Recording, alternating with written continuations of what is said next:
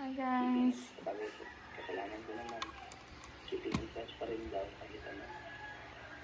Kahit wala na kami. I have my, Kasi temporary lang daw. it's a bad Yun na ngayon. have my Ayaw milk. rin.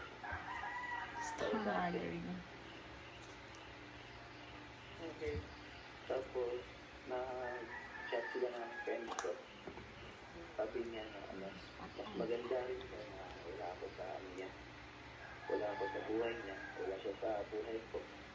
Para makapag-fit daw ako ng maayos. At sana lang daw, nandito pa ako pag balik niya.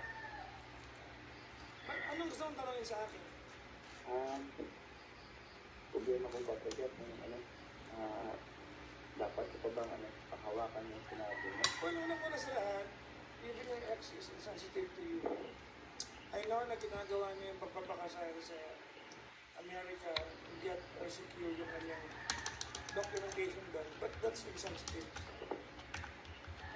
You should have known that it's going to hurt you. At the same time, ikaw, hindi ka din naman honest.